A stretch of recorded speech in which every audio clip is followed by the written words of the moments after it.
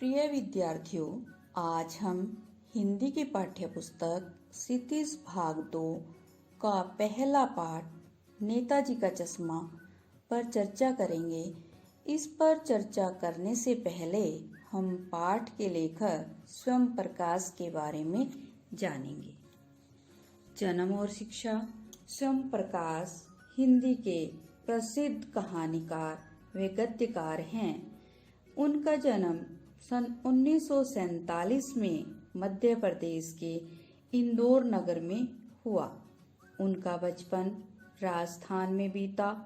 इन्होंने mechanical engineering करने के बाद औद्योगिक प्रतिष्ठान में सेवा कार्य किया।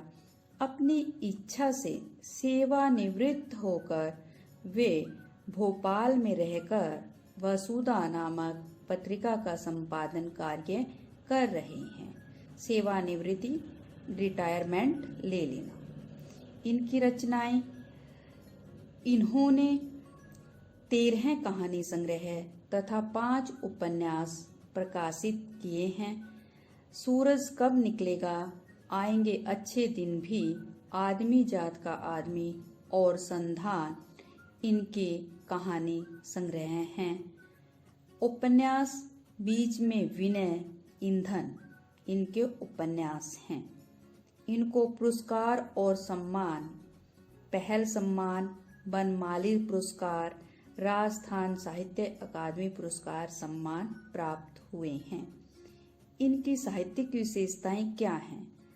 स्वयं प्रकाश सामाजिक जीवन के कुशल चितेरे माने जाते हैं।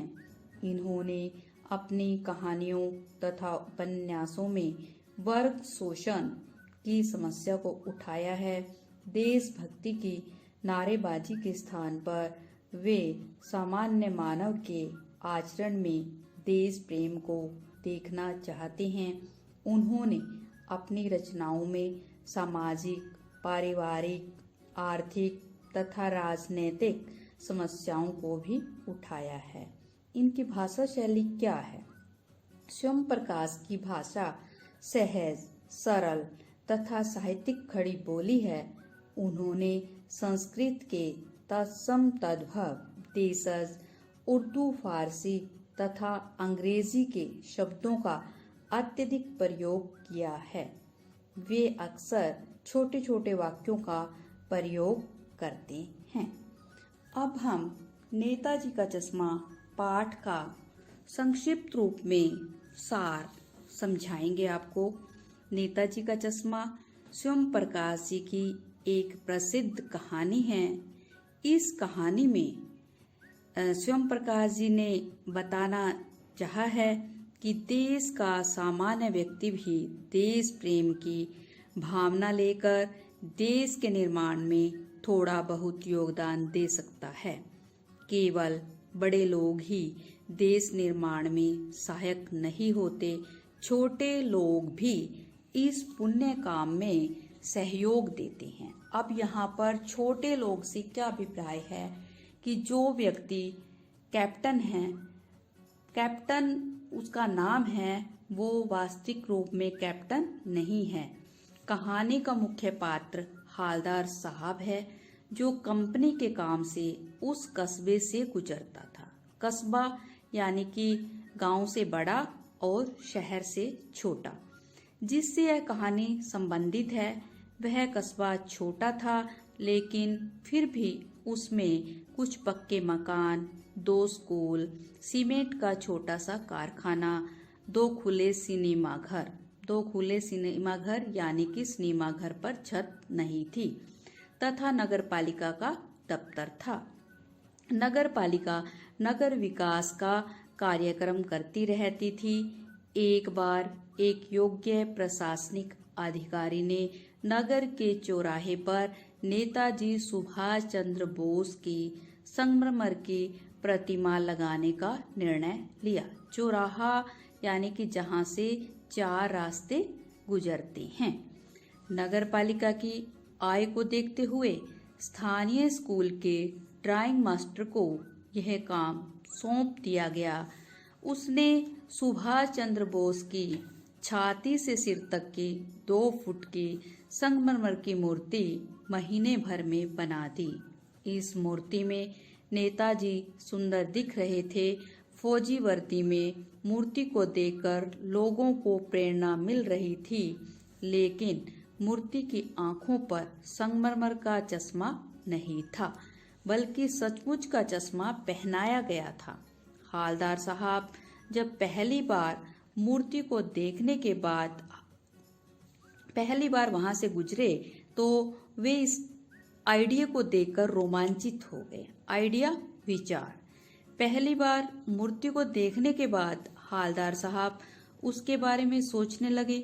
उन्हें लगा कि आज भी देश के लोगों में देशभक्ति की भावना है। इसी कारण वे देश के वीरों का सम्मान करते हैं। दूसरी ओर कुछ लोग देश के बारे में बात करने पर मजाक उड़ाने लग जाते हैं। जब हालदार साहब दूसरी बार कस्बे से गुजरे तो उन्हें नेताजी का चश्मा बदला हुआ लगा। इससे वे और रोमांचित हो उठे। रोमांचित जानने की इच्छा होना। इसके बाद हालदार साहब जब भी कस्बे से गुजरते तो एक बार नेताजी की मूर्ति को अवश्य देखते।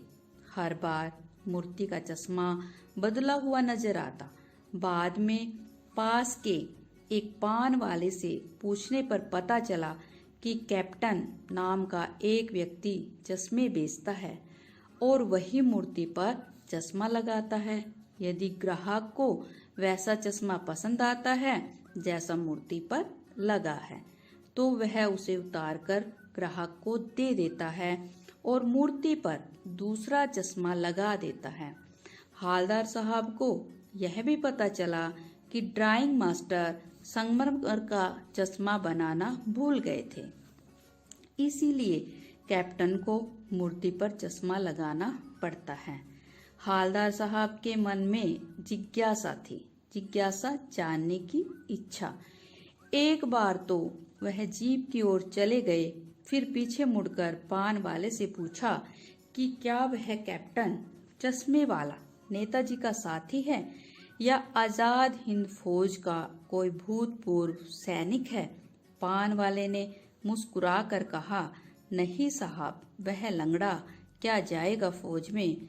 सामने ही चश्मे वाला आता दिखाई दिया। हालदार साहब को देशभक्तों के साथ ऐसा मजाक बुरा लगा। उसने देखा कि कमजोर लंगड़ा आदमी गांधी टोपी तथा काला चश्मा लगाए हुए हाथ में एक लोहे की पेटी और बांस में चश्मे लटकाए हुए आ रहा था। वह दरअसल फेरी लगाकर चश्मे बेचता था। हालदार साहब उस कैप्टन के बारे में और कुछ जानना चाहते थे, लेकिन फिर वे जीप में बैठकर चले गए। लगभग 2 साल तक